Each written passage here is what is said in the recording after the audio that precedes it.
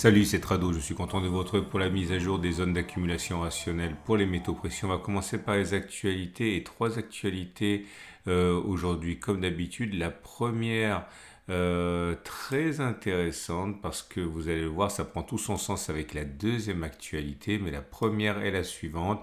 Pendant que les particuliers tergiversent, pendant que le commun des mortels se demande s'il a fait une erreur ou pas, la Chine continue d'accumuler encore. Les derniers chiffres officiels sont tombés, à savoir 70 millions d'onces rien que pour le mois d'août.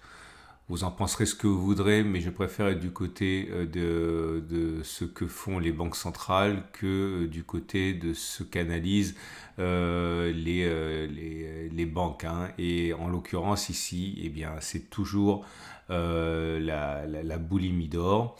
Alors j'en parle maintenant parce que c'est assez intéressant.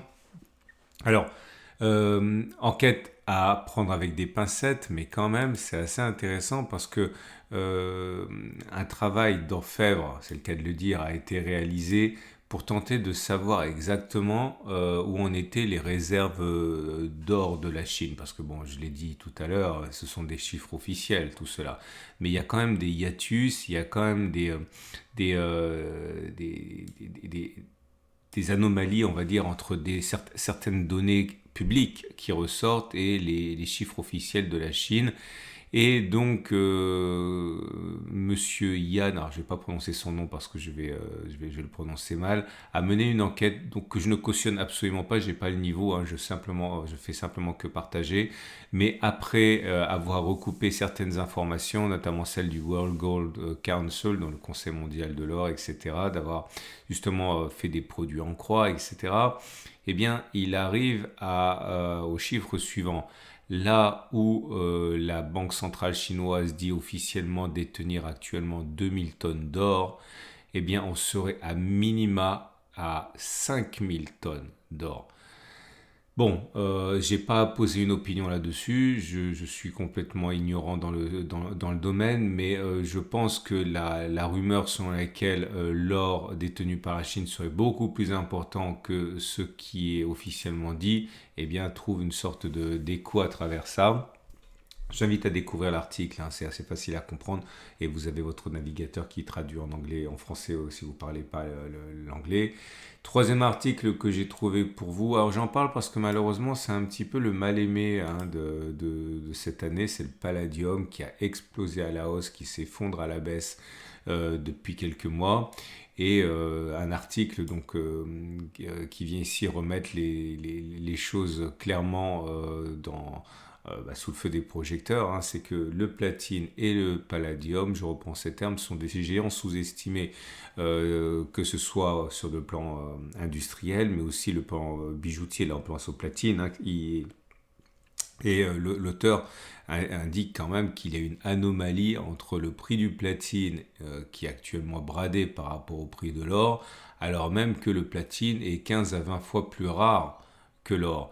Et ce qui lui permet de dire qu'il faut vraiment regarder de près le platine et le palladium parce qu'il y a des choses sans doute qui peuvent être entreprises dans le domaine. Vous retrouverez tous ces articles directement sur mon site. Alors on va passer maintenant aux zones d'accumulation rationnelle. Je vous rappelle que mon format vous est proposé par mes deux sponsors, au coffre qui vous propose d'acheter de l'or, de l'argent et de pouvoir ensuite le stocker dans des coffres ou le faire livrer, hein, mais éventuellement le stocker à l'étranger comme en Suisse, hein.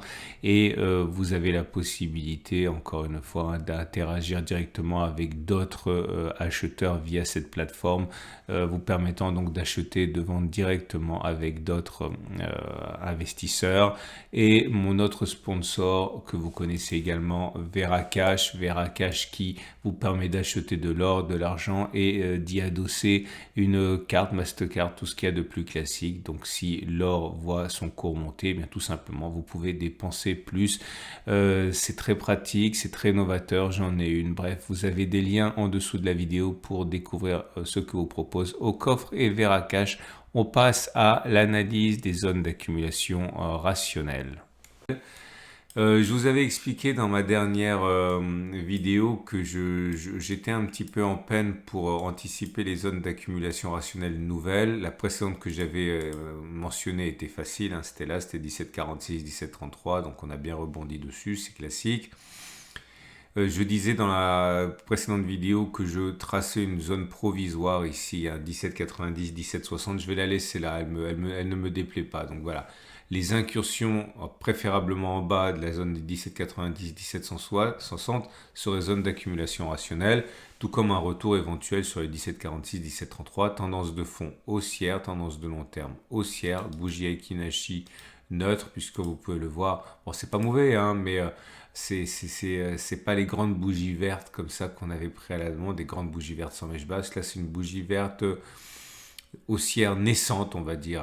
Avec le plus important, c'est que c'est vert et qu'il n'y a pas de mèche basse. Donc, la bougie Akinashi est plus favorable qu'elle n'est défavorable. Et puis, en plus, on semble rebondir là. Si on regarde l'or, mais libellé en dollars cette fois, j'ai envie de dire que bon, c'est la même chose. C'est un petit peu peut-être moins dynamique, mais en tout état de cause, le rebond a eu lieu sur la zone d'accumulation rationnelle des 19,04, 18,84. C'est notre dernière zone d'accumulation rationnelle. Je l'ai réajusté un petit peu aujourd'hui.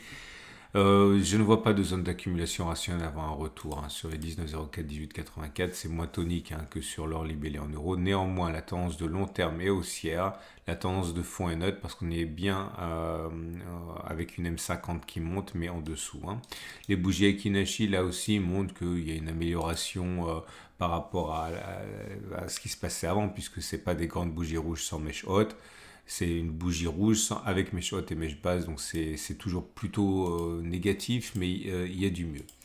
On regarde l'argent qui a consolidé sérieusement. Je vous invite à regarder la vidéo précédente de mercredi sur la théorie, enfin c'est même pas la théorie, hein, c'est techniquement on voit que la hausse était due à des rachats de positions vendeuses, par rachat de positions spéculatives à la baisse. Comprenez, des gens qui veulent plus trader à la baisse sur l'argent. Ça a expliqué la grande impulsion haussière. Là, on est revenu. Alors là, pareil, j'avais dit dans la vidéo de mercredi que j'avais du mal à trouver une zone d'accumulation rationnelle depuis le rebond. Je vais la positionner à 21,723. Clairement, on y est. Et la prochaine, c'est 21, 20,4, préférablement en bas. Mais on est en zone d'accumulation rationnelle, tendance de fond et tendance de long terme neutre. Parce que la M50 et la M200 montent, mais on est en dessous. Si on regarde l'argent libellé en dollars, c'est pas bon. Enfin non, c'est pas que ce soit pas bon, c'est que c'est pas aussi bon, on va dire. Il y a bien eu là aussi un rebond qui était assez conséquent, mais là on a perdu tout le chemin parcouru. Donc clairement, ça veut dire ici que on est en zone d'accumulation rationnelle, pratiquement, hein, sur les 22, 22,9.